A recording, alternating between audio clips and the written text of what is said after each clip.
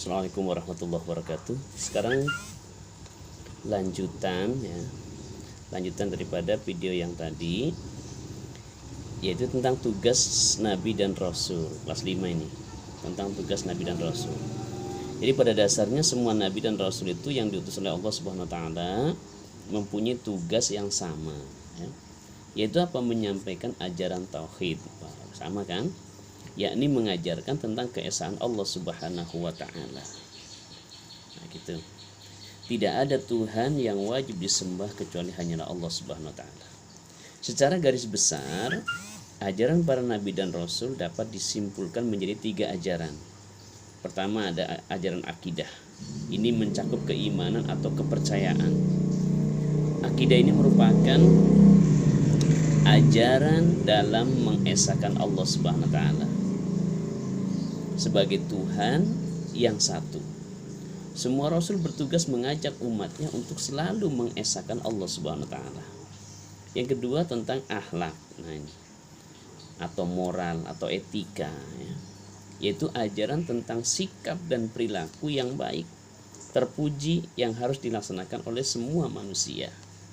Yang ketiga baru diajarkan oleh Rasul itu apa? Ibadah. Jadi akidah, akhlak, ibadah. Ibadah ini bentuk pengabdian kita kepada Allah Subhanahu wa taala, yaitu ajaran tentang tata cara pengabdian, tata cara penghambaan manusia kepada Allah Subhanahu wa taala. Seperti sholat, zakat, puasa, yang semata-mata itu diniatkan karena Allah Subhanahu wa taala sesuai dengan ajaran para rasul. Kemudian sifat-sifat nabi dan rasul. Ada sifat-sifat nabi dan rasul. Nabi dan rasul ini adalah manusia yang mempunyai akhlak yang terpuji.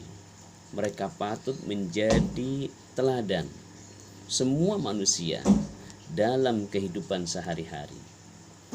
Suri teladan seorang rasul ini harus selalu dicontoh dan dilakukan oleh semua umatnya, serta selalu mengharapkan ridho dari Allah Subhanahu wa taala, Nah, hal ini tercantum dalam firman Allah Subhanahu wa taala dalam surah Al-Ahzab pada ayat yang ke-21.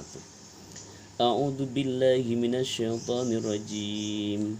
Laqad kana lakum fi Rasulillahi uswatun hasanah liman kana yarjullaha wal yawmal akhir wa dzakarallaha katsira. Nah, itu ya. Itu contohnya. Jadi sungguh telah ada pada diri Rasulullah suri teladan yang baik bagimu, yaitu bagi orang yang mengharap rahmat Allah Subhanahu wa taala dan kedatangan hari kiamat, dan yang banyak mengingat Allah Subhanahu wa taala. Tahukah kamu apa sifat-sifat yang dimiliki oleh para nabi dan rasul? Coba perhatikan, pembagian sifat-sifat rasul di bawah ini. Pertama ada sifat wajib, Sifat wajib ini adalah sifat terpuji dan baik yang sudah pasti ada pada diri Rasulullah sallallahu alaihi wasallam, seperti sidik, amanah, tabligh, fatonah. Itu sifat wajib. Yang kedua ada sifat mustahil. Nah, mustahil ini adalah apa? Sifat yang pasti, ada pada diri Rasulullah, adalah sifat wajib. Kemudian sedangkan sifat yang tidak mungkin ada pada diri Rasulullah SAW ini disebut mustahil. Tadi yang wajib pasti ada pada diri Rasul, yang mustahil tidak mungkin ada pada diri Rasulullah. Itu lawan daripada sifat wajib. Kalau yang wajib kan sidik, amanah, tabligh, fatonah, 4, Lawannya adalah kidib, khianat, kitsman, baladah. Nah, gitu. Kidib, dusta atau bohong. Khianat, tidak dapat dipercaya, kan? Jadi tidak mungkin Rasul bersifat khianat. Kitsman, menyembunyikan. Mestinya ada tabligh, menyampaikan. Ini kitsman, menyembunyikan. Enggak mungkin Nabi menyembunyikan risalah, baladah, bodoh. Nah, nggak ada rasul itu bodoh, semua fatona. Nah, itu ya. Nah, yang ketiga, sifat jaiz.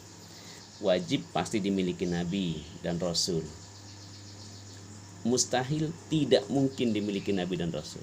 Nah, yang jaiz ini dimiliki juga boleh, tidak pun tidak apa-apa. Sifat jaiz ini artinya sifat yang mungkin bisa ada pada diri seorang rasul, mungkin juga tidak ada, ya kan? Nah, sifat ini merupakan sifat manusiawi, ya kan? Sebagai kudrat makhluk ciptaan Allah Subhanahu wa taala. Antara lain rasul makan, ya kan? Minum, istirahat, bekerja, tidur, sedih, senang, dan lain-lain, ya kan? Allah Subhanahu wa taala berfirman, A'udzubillahi minasyaitonirrajim, wa ma arsalna qablaka minal mursalin illa innahum la ya'kuluna at-ta'ama wa yamshuna fil aswaq. Surah Al-Furqan ayat 20, ya. Dan kami tidak mengutus rasul-rasul sebelum kamu Muhammad sallallahu alaihi wasallam melainkan mereka juga pasti memakan makanan, ya kan? Kemudian berjalan di pasar-pasar, dan sebagainya, ya. Lalu ada Rasul Ulul Azmi. Nah, Rasul Azmi ini jumlahnya ada 5, ya, maaf ya. Rasul Ulul Azmi ini jumlahnya ada 5, ya. Di antaranya Nabi Nuh, Nabi Ibrahim, Nabi Musa, Nabi Isa, dan Nabi Muhammad. Sekali lagi, Rasul Ulul Azmi jumlahnya ada 5. Nabi Nuh, Nabi Ibrahim, Nabi Musa, Nabi Isa, dan Nabi Muhammad sallallahu alaihi wasallam. Mukjizat Nabi Nuh dapat selamat dari banjir yang sangat dahsyat. Dapat membuat bahtera atau perahu yang sangat besar. Ini mukjizat Nabi Nuh alaihissalam.